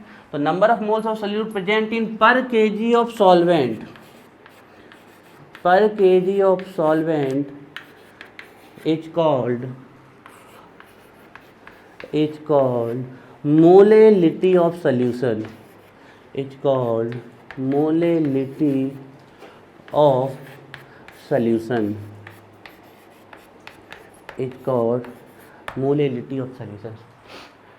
Definition clear, moles per KG. और इसके पहले पढ़ा था हमने मोल्स पर लीटर, जो क्या थी हमारी मोलेलिटी, ठीक है। तो चलो इसका साइन ऑफ फॉर्मूला लिखते हैं इसका। तो देखिए molality equal number of moles of solute, है ना, सॉल्यूट के मोल्स चाहिए आपको, और सॉल्वेंट किस में चाहिए आपको, पर केजी में। नोट करिए, सॉल्वेंट यूनिट बिल्कुल फिक्स रखना है आपको दिमाग में, number of moles of solute per KG of, this is molality, यह है आपकी मोलेलिटी है, ठीक है जी। बस आपको न्यूमेरिकल क्रैक करने के लिए इतना ही फॉर्मूला चाहिए, लेकिन हम क्योंकि एग्जाम दे रहे हैं तो थ्योरी भी हमें अच्छी होनी चाहिए, तो इसको और थोड़ा सा डिटेल में लिखते हैं इसको। तो पहले यूनिट लिख लेते हैं। बताओ राज, यूनिट इसकी क्या होगी, मोल पर केजी। ध्यान रखिए, मोल की यूनिट मोल होती है ना, साउंड में दोनों एक से लगते हैं, मोल की मोल, ध्यान रखिए, ठीक है। तो मोल पर KG, this is the unit, KG ऊपर चला गया तो केजी, इसको बोलते हैं मोलल, ध्यान रखिएगा, दिस इज कॉल्ड मोलल, या आप इसी यूनिट को लिख सकते हैं molal.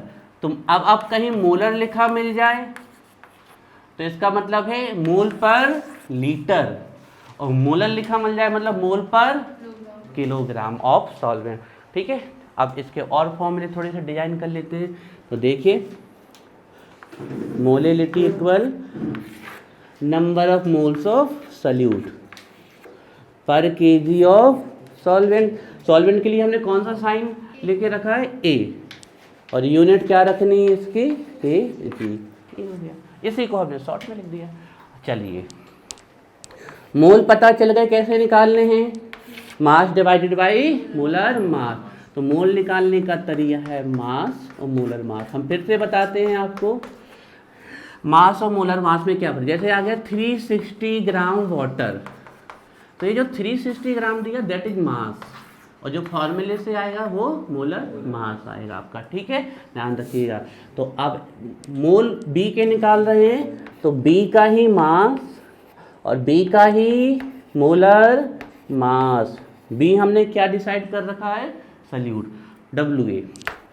WA mass of solvent. मान लीजिए अगर ये आपको भाई साहब एक ग्राम में दे दिया गया हो, फिर हम यूनिट चेंज नहीं कर सकते डेफिनेशन की, हमें तो चाहिए मोल पर केजी।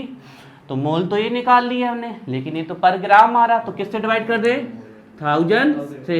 किसी भी ग्राम को आप 1000 से डिवाइड कर दोगे तो वो क्या बन जाएगा? किलोग्राम। जैसे कोई पूछे 2000 ग्राम इक्वल कितना किलोग्राम? 2 किलोग्राम। किससे डिवाइड कर दिया हमने? 1000 से। तो ये कितना आ जाएगा आपका? 2 किलोग्राम, है ना। तो अब अगर एक ग्राम में दे दिया तो किससे डिवाइड करना पड़ेगा हमें? 1000 से। 1000 कहाँ ले जाए लिखने के लिए? ऊपर। तो ये आपकी डेफिनेशन बन गई।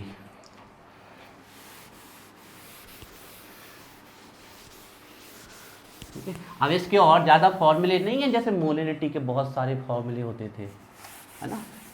इसके और बहुत सारे फॉर्मूले नहीं है, वैसे इसका यही फॉर्मूला। एक फॉर्मूला और बना सकते हैं, हालांकि उसकी ज़रूरत कहीं नहीं पड़ती। वो क्या? नहीं बनेगा वो फॉर्मूला, ठीक है, वो नहीं बनेगा। हम स्ट्रेंथ पे जा रहे थे, स्ट्रेंथ बनी नहीं चलती, क्योंकि स्ट्रेंथ में क्या चाहिए? लीटर चाहिए, है ना, लीटर चाहिए, है ना, तो वो नहीं बनेगा। ठीक है, चलो इसके स्पेशल पॉइंट। बेस्ट इसमें मोले डाइल्यूशन वाला फॉर्मूला नहीं बनता जो उसमें बना था M1V1 = M2V2। इसमें उसमें मोलिनिटी ऑफ मिक्सचर बनती है, इसमें मोलिनिटी ऑफ मिक्सचर नहीं बनती, है ना। इसका इतने ही फॉर्मूले होते हैं मोलिनिटी के।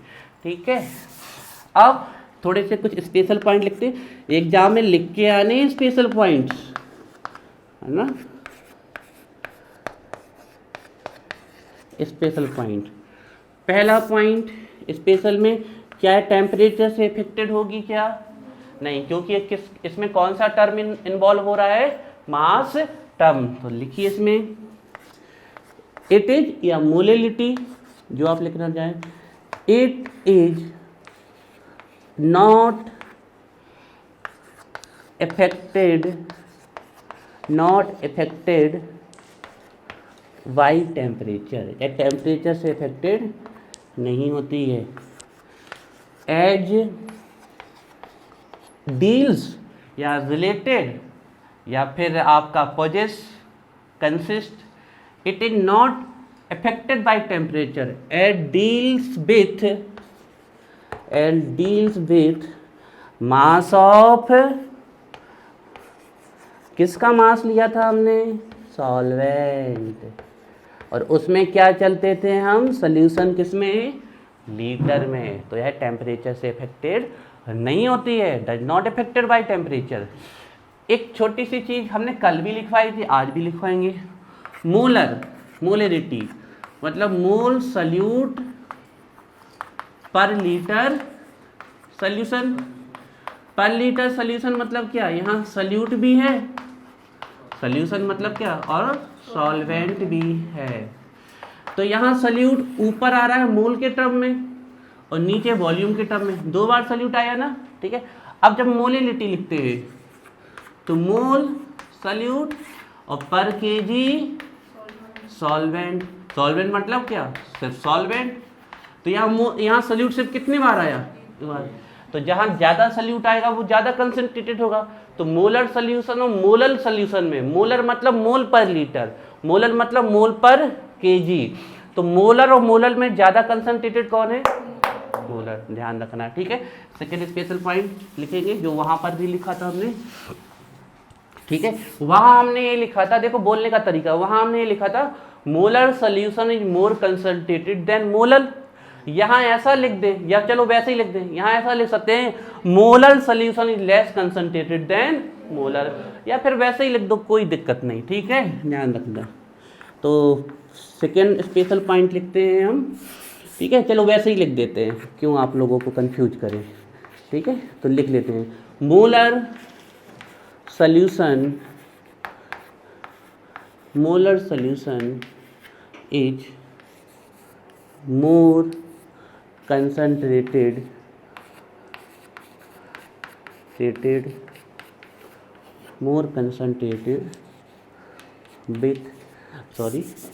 than molal solution. ठीक है, अब आपको हम इससे रिलेटेड कुछ क्वेश्चन देंगे, वो आपको सॉल्व करना है। ठीक है, अभी नहीं, न्यूमेरिकल्स तो हम करवाएंगे बहुत सारे, ठीक है। मोलरिटी और मोलेलिटी हो गया। अब आपके एग्जाम में अगर मोलरिटी और मोलेलिटी में डिफरेंस आ जाए तो लिख लोगे? बिल्कुल आराम से हम लिख देंगे number of moles present in per litre of solution called molarity. इसमें लिख देंगे number of moles of solute present in per KG of solute molarity. इसकी यूनिट लिख देंगे मोलर, इसकी लिख देंगे मोलर, या फिर मोल पर लीटर, मोल पर KG. It is affected by temperature, not affected, more concentrated, less concentrated. पढ़े साइंस है, लेकिन आप लोग लिख लोगे, फिर भी हम लिखवा रहे हैं, ठीक है। रीजन हम चाहते हैं कि आपको सब कुछ बिल्कुल तैयार मिले और आप घर में जाके पढ़ने पे ध्यान दें, ठीक है। तो फिर भी हम, लेकिन फिर भी हम आपको एक दो क्वेश्चन देंगे चेक करने के लिए कि आप लोग दिमाग चलाते हो कि नहीं अपना, ठीक है। तो डिफरेंसेस डाल लीजिए heading between molarity and molality. तो मोलरिटी एंड मोलेलिटी में डिफरेंसेस,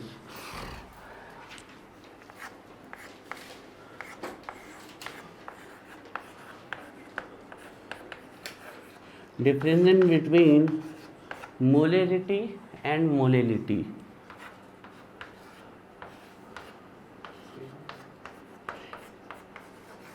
ठीक है, हम शॉर्ट में लिखवा रहे हैं, नहीं तो क्या मतलब होगा, पीछे सब कुछ लिखा हुआ है वही फिर से उतार लें। तो थोड़ा अलग अलग तरीके से लिखते हैं ना, क्या दिक्कत है। एक ही लैंग्वेज को हमने बताया ना, एक बच्चे बोला यहाँ आओ, दूसरा बोला इथे आओ, फिर इथे ना आओ उथे आओ, ऐसे बोल सकते हो ना। क्यों अंश, एक ही चीज़ को कई तरीके से बोल सकते हैं ना, जैसे उसी प्रकार इंग्लिश में भी तो एक ही चीज़ को कई तरीके से बोल सकते हैं, ठीक है। थोड़ा सा बेस्ट, थैंक यू। तो इसमें फर्स्ट पॉइंट में डिफरेंसेस में चल रहे हैं, तो हम पूरा नहीं लिख रहे क्योंकि पूरा तो पीछे लिख चुके हैं, क्या मतलब पूरा लिखने का, बिल्कुल शॉर्ट में लिख रहे। तो हम पहला लिख रहे हैं number of moles of solute present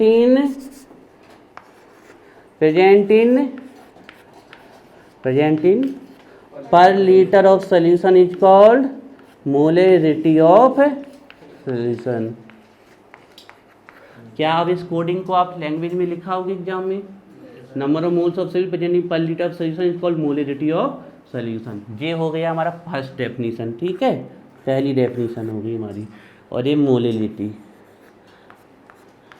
इसमें क्या लिखेंगे, number of moles of solute present in per KG of, बहुत बढ़िया,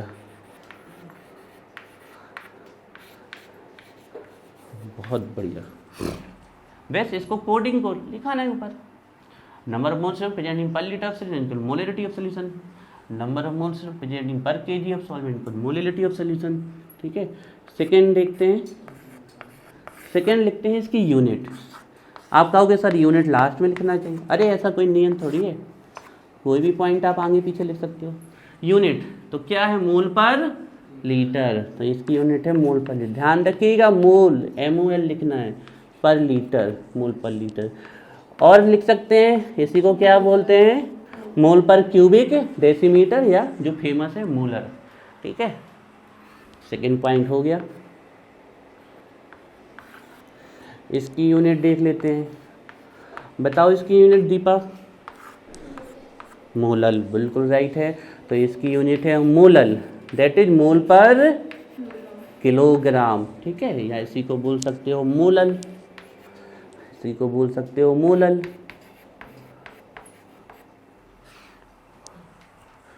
मोल, हाँ, मोलल का मतलब साइन स्मॉल हुआ है यहाँ पर लिख स्मॉल m से भी लिख सकते हो, लेकिन एक कोई वो नहीं है, ग्रामेटिकल चल सकते हो आप। साइन ऑफ कन्वेंशन में आपके स्मॉल m लेके चलना है। अच्छा यहाँ पर ये कह रहे हो, यस बिल्कुल लिख सकते हो, पढ़ कर इसको कैपिटल है। Point number third,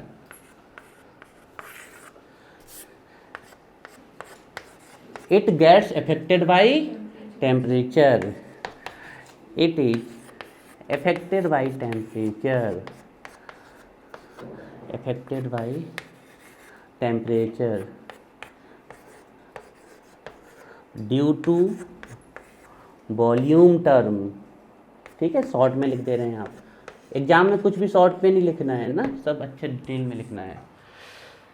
it is affected by temperature due to volume term. अच्छा थोड़ा सा आपके लिए यहीं पर लिख देते हैं, तो वॉल्यूम बढ़ेगा टेम्परेचर बढ़ाने से, तो मोलरिटी क्या होगी, डिक्रीज।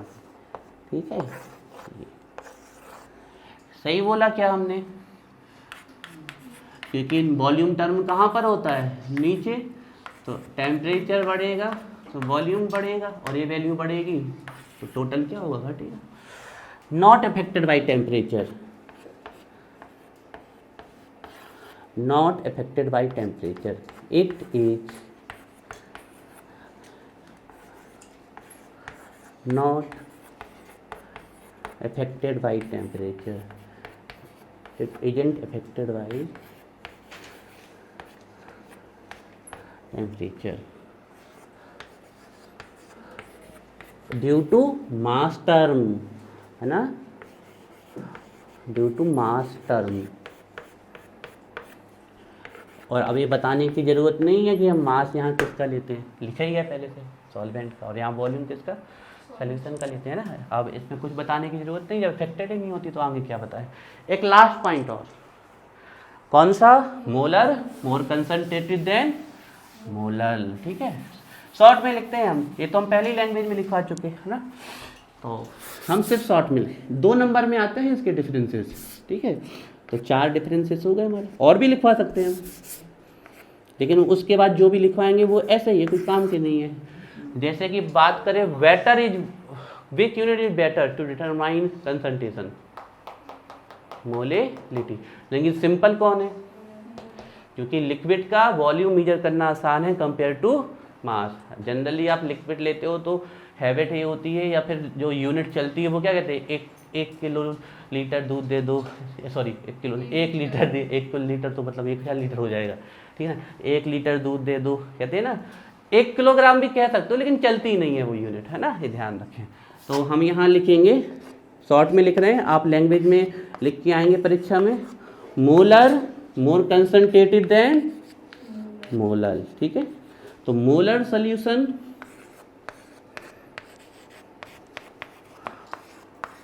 मोर कंसंट्रेटेड देन मोलर। इसी को आप ऐसे भी बोल सकते थे कि मोलर सॉल्यूशन मोर कंसंट्रेटेड तो है, लेकिन बोलने का तरीका हम ऐसे ही बोल सकते थे कि आपका, हम एक सॉरी ऐसे ऐसे ऐसे कह सकते थे कि देखो कंफ्यूज नहीं हो ना, वही यही वाला उतार देना, नहीं तो molar solution less concentrated than molar solution, वही चीज़ लिखी है हमने, बस बोलने का तरीका चेंज कर दिया है। देखिए यहाँ पर हमने ये बोला मोलर, सॉरी है ना, मोलर, मोलर सॉल्यूशन मोर कंसंट्रेटेड देन मोलर सॉल्यूशन, ये 2 बार क्या आ गया, मोलर सॉल्यूशन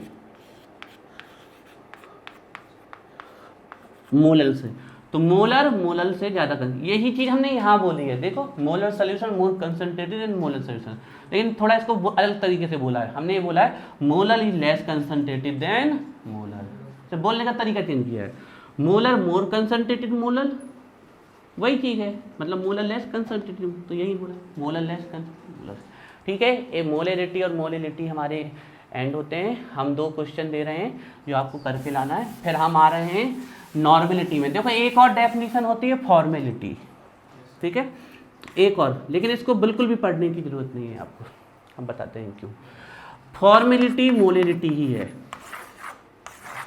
अब फॉर्मेलिटी का कोई भी क्वेश्चन मोलरिटी से सॉल्व कर दो, पूरी क्लियर सॉल्व हो जाएगी, बिल्कुल सेम डेफिनेशन है। ये होता है कि मोलरिटी में आप लेते हो number of moles of solute, formality में लेते हो number of gram formula mass. तो ये जो ग्राम, बोलो जनून, चलो बहुत अच्छी बात है, ठीक, चलो ठीक है। तो देखो आप ये जो 58.5 लिखते हो ना, आप जैसे कह सकते हो कि सर ये मोलर मास है, बिल्कुल राइट है, gram formula mass is also तो एक सिर्फ कहने के लिए साइंटिस्टों ने, अब जैसे कोई कह दे NaCl और CO2 में मॉलिक्यूल कौन है, तो आप क्या दोगे? सभी नहीं, ध्यान बोलने में कोई दिक्कत नहीं है। जो कोवैलेंटली बॉन्डेड होते हैं वो कहलाते हैं मॉलिक्यूल, और जो आयनिक कंपाउंड होते हैं आप मॉलिक्यूल बोल देते हैं, जनरली ये फॉर्मूला कहलाते हैं। आयनिक कंपाउंड कहलाते हैं फॉर्मूला, मॉलिक्यूल साइंटिफिक रीजन में इनको। तो अगर आपके मॉलिक्यूल की जगह अगर फॉर्मूला आ जाए तो बेस्ट, आप जैसे मोलिडिटी निकालते हो बिल्कुल वैसे ही निकालिए आप, तो फॉर्मेलिटी लिख जाती है। आपके सिलेबस में फॉर्मेलिटी है नहीं, ठीक है ना। हाँ, फॉर्मेलिटी कब आपके लिए काम की हो जाती है? जब आप जेई के क्वेश्चन सॉल्व करो तो वहाँ पर फॉर्मेलिटी इंपॉर्टेंट हो जाती है, वहाँ पर बॉन्ड ऑफ फैक्टर लगाना पड़ता है। तो हम आपको फॉर्मेलिटी अभी नहीं, बॉन्ड ऑफ फैक्टर के साथ बता देंगे। बाकी आपके लिए तो फॉर्मेलिटी नथिंग बराबर है ना, कोई उसमें है नहीं, मोलिडिटी ही फॉर्मेलिटी है, आप ये समझ लें। सिर्फ आयनिक कंपाउंड होगा, आप कह इतना भी लिख सकते हो, in case of ionic compound formality, molarity also known as formality, है ना। तो हम आपको 2 क्वेश्चन दे रहे हैं, अच्छे से अच्छा आंसर लिख के लाना है आप लोगों को इसका, बेहतरीन से बेहतरीन आंसर। और ध्यान रखना, आप किसी भी बुक की हेल्प नहीं लोगे ना, किसी भी नेट की हेल्प लोगे। आपने जो पढ़ा है उसी बेस पे आंसर आना चाहिए, और बेस्ट आंसर आना चाहिए, रिप्रेजेंटेशन आना चाहिए आपको। आप सोचना कि हम इसको कैसे रिप्रेजेंट करें, ठीक है, आपका दिमाग चलना चाहिए। तो ये 2 क्वेश्चन दे रहे हैं जिसके आंसर आपको लिख के लाने हैं, ठीक है। तो पहला क्वेश्चन है, between molarity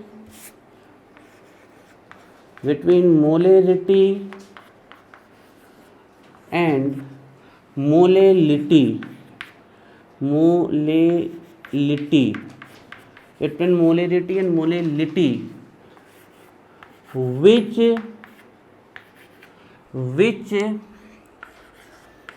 get affected by temperature,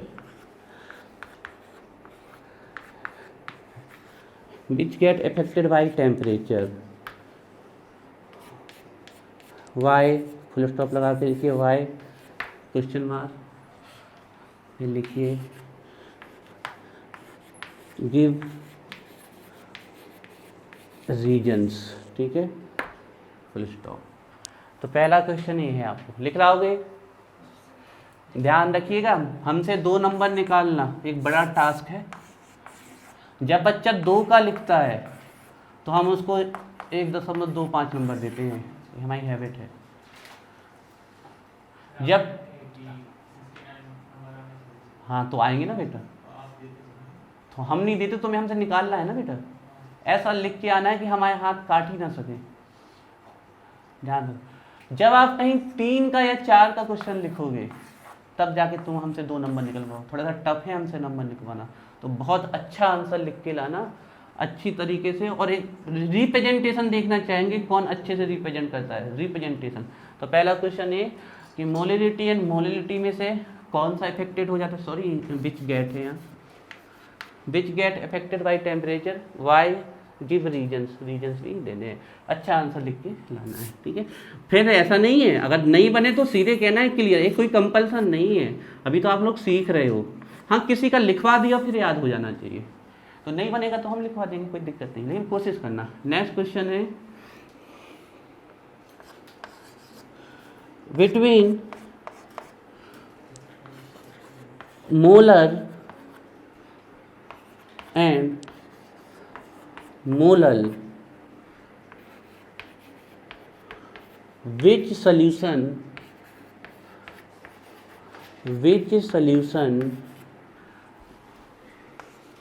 is more concentrated,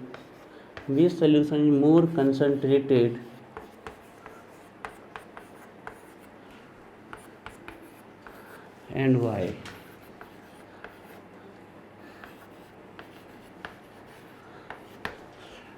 Explain.